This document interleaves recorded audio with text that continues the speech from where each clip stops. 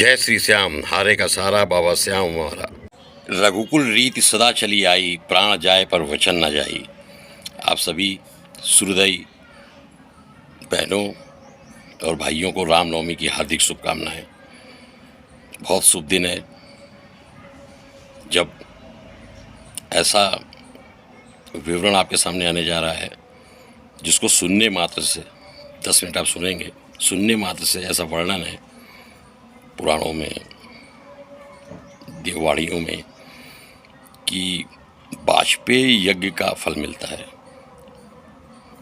वाजपेयी यज्ञ का, और अच्छे फल की प्राप्ति होती है। और अगर कहीं पिशाची योनि में भटकना है तो उससे मनुष्य बच जाता है। अब ये सब मान्यता पर है, मानो तो शिवलिंग नहीं तो पत्थर। अभी कोई कहता है कि गारंटी क्या है कि वाजपेयी यज्ञ का लाभ मिलेगा कि नहीं मिलेगा। अब सब मान्यता पर है। रात में हम सोते हैं सोच कर कि सुबह ये करेंगे, उठ भी सकते हैं, नहीं भी उठ सकते हैं। तो सब मानो या ना मानो पर है। तो वाजपेयी यज्ञ और अच्छे फल प्राप्त करने के लिए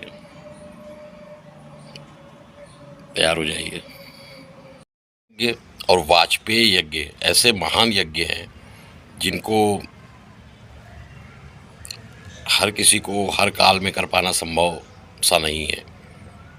अगर इस कथा को सुनने से ही फल प्राप्त हो जाए वाजपेयी यज्ञ का, किसी और वीडियो में बताऊंगा कि वाजपेयी यज्ञ क्या है। अभी तो आप वाजपेयी सुनते होंगे, स्वर्गीय श्री अटल बिहारी वाजपेयी। तो वाजपेयी पेय है ये, वाजपेयी यज्ञ। तो इसका फल प्राप्त होता है इस कथा को सुनने से। और वर्णन है बराह पुराण में कि जो विवाहित जोड़े हैं उनको अखंड सौभाग्य की प्राप्ति होती है। जो पूरा का पूरा परिवार है उसके जितने भी पाप हैं वो सब नष्ट हो जाते हैं अगर परिवार में कोई भी इसकी कथा को सुनता है और एक दिन के भोजन करके इसका व्रत रखता है। व्रत सरल है, एक समय का शाकाहारी भोजन करना है बस, सूर्यास्त से पहले। और विष्णु भगवान और लक्ष्मी जी की पूजन या नारायण के विभिन्न किसी भी रूप, श्याम, श्री कृष्ण का पूजन करता है तो इस एकादशी का फल प्राप्त होता है।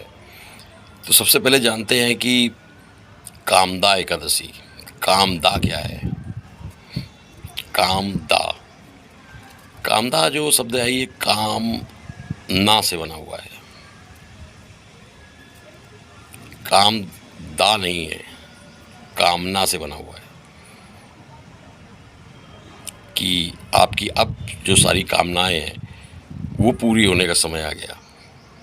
कामदा एकादशी से। इसको फलदा एकादशी भी कहते हैं। इसका वर्णन वराह पुराण में मिलता है। और त्रेता युग में राजा दलीप को कहते हैं ये मुनि वशिष्ठ ने सुनाई थी।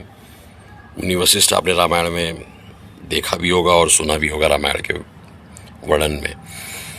तो राजा दलीप जो थे वो सूर्यवंशी राजा राम के पूर्वज थे। पूर्वज क्योंकि राजा राम के जो पिताजी थे वो थे दशरथ। दशरथ के जो पिताजी थे वो थे अज, और अज के जो पिताजी थे वो थे रघु, और रघु के जो पिताजी थे वो थे महाराजा दलीप। तो रघु से ही चला रहा है, रघुकुल रीति चली आई। तो उनको वशिष्ठ मुनि ने सुनाई। फिर कहते हैं कि द्वापर युग में श्री कृष्ण ने इसका महत्व युधिष्ठिर को बताया और इसका व्रत करने का, कामदा एकादशी का जो चैत्र शुक्ल पक्ष में आती है उसका व्रत करने को कहा। और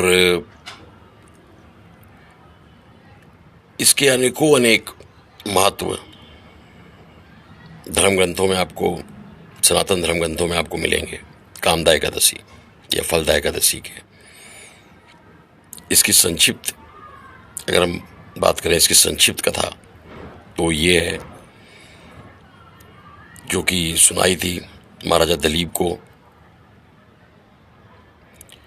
वशिष्ठ मुनि ने, कि एक राज्य था भोगीपुर।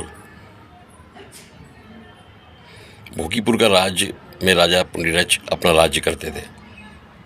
खूब भोग विलास चलता था उस राज्य में। गंधर्व थे, अप्सराएं थीं, भोग विलास से भरा हुआ राज्य था। काम, क्रोध, लोभ, मोह सब भरा हुआ था उस राज्य में। भोगीपुर, नामी भोगीपुर था भोग विलास में। उस राज्य में एक गंधर्व और एक गंधर्व कन्या ललित और ललिता भी रहते थे। ललित अपना गायन आयन करके राजा के दरबार में जीवन चलाता था। दोनों अपना भवन बनाकर उसी राज्य में रह रहे थे।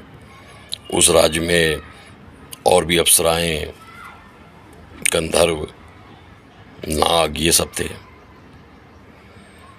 ललित और ललिता पे बहुत प्रेम था।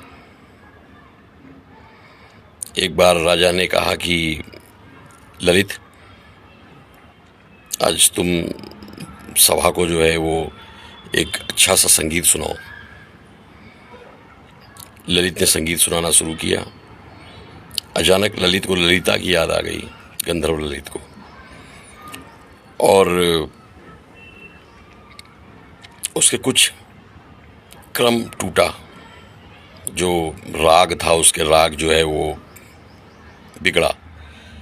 तो जब राग बिगड़ा तो सुर बदल गए। और राजा तो भोग विलास में मस्त था, सुन तो रहा था, लेकिन ये एक वहां पर एक चतुर नाग बैठा हुआ था। उसने जरा आगे जाकर राजा को बता दिया कि इसने राग और सुर सब अनियंत्रित कर दिया है। कुछ सोचने लगा ये, और कुछ और नहीं सोच रहा था, अपनी पत्नी को याद कर रहा था, ललिता को, उसके प्रेम को। तो राजा क्रोधित हुआ कि मैं तुमको ये राग, तुमने उल्टा सीधा सुना दिया मुझे। तो उसने जो है उसको श्राप दे दिया। तुरंत श्राप दे दिया कि तुम जो है राक्षस बन जाओगे, महाराक्षस। अब ललित जो है वो राक्षस बन गया। अब ललिता बहुत दुखी विलाप करने लगी। कुछ उपाय नहीं मिल रहा था। कई वर्षों तक ललित जो है राक्षस रहा। वर्ष के वर्ष गुजरते जा रहे थे, महाराक्षस। उसके राक्षस संगी साथी भी होते जा रहे थे, और ललिता के साथ तो रहना दूर, अब वो भवन में भी नहीं आता था ललित। ललिता ने कई वर्ष गुजार दिए दुख में ही अपने। और दुख में ललिता ने फिर क्या करे, तो किसी ने कहा कि श्रृंगी मुनि का आश्रम, वहाँ जाओ, वहाँ कोई तुमको उपाय मिलेगा। श्रृंगी मुनि जो है वो एकांत में किसी वन में रहते हैं, शांत स्थल में। श्रृंगी मुनि के पास जाओ। तो श्रृंगी मुनि के पास पहुंची ललिता और बताया सारी बातें कि ऐसा ऐसा था, एक राजा था और हमारे राज भोगीपुर में ऐसा ऐसा हुआ, अब वो राक्षस हैं। और तो श्रृंगी मुनि ने उनको सलाह दी, उपाय बताया कि चैत माह में जो अब पाप मोचनी एकादशी के बाद दूसरी एकादशी आए, अभी जो पहले गई वो पाप मोचनी एकादशी थी, वो कामदा एकादशी आएगी या फलदा एकादशी आएगी। तुम्हारी जो कामना है, तुम्हारी एक ही कामना है कि तुम्हारा पति पुनः गंधर्व योनि में आ जाए और राक्षस योनि से मुक्ति मिले, वो पूरी होगी। तो ललिता घर गई और उसने अपना भवन में अपने पहुंचकर सुबह उठकर सूर्योदय से पहले पूजा वूजा की, फिर सूर्यास्त तक व्रत का पालन किया, नारायण और लक्ष्मी का पूजन किया, और इस व्रत के फल के अनुसार ललिता को ललित वापस मिल गया पुनः गंधर्व योनि में, और दोनों सुखपूर्वक रहने लगे। बाद में कहते हैं कि श्री कृष्ण भगवान इसका वर्णन करते हैं अर्जुन से कि इसको करने से बैकुंठ की प्राप्ति भी होती है। और बाद में दोनों लोग ललित और ललिता बैकुंठ मरणोपरांत प्रस्थान कर गए। तो ये है इसकी संक्षिप्त कथा कामदा एकादशी। तो भक्तिपूर्वक, श्रद्धापूर्वक, विश्वासपूर्वक, क्योंकि विश्वास, संदेह नहीं होना चाहिए। संदेह होने पर कि अच्छा फल मिलेगा कि नहीं मिलेगा, कामनाओं की पूर्ति होगी कि नहीं होगी, वाजपेयी यज्ञ का फल मिलेगा कि नहीं मिलेगा, संदेह हैं, ये डाउट्स हैं। तो इनके आने पर फिर वो श्रद्धा में खोट आ जाती है। तो श्रद्धापूर्वक, विश्वास रखते हुए प्रभु की लीलाओं में, प्रभु के चमत्कारों में, इसका नारायण और लक्ष्मी या नारायण के विभिन्न रूप, कृष्ण भगवान, श्री राम भगवान, बाबा श्याम,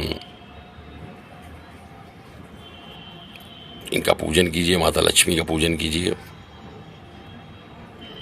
सूर्यास्त से पूर्व एक समय का शाकाहारी भोजन कर लीजिए और मंत्र वही रहेगा, ओम नमो भगवते वासुदेवाय नमः, ओम नमो नारायण, ओम श्री श्याम देवाय नमः। जय श्री श्याम।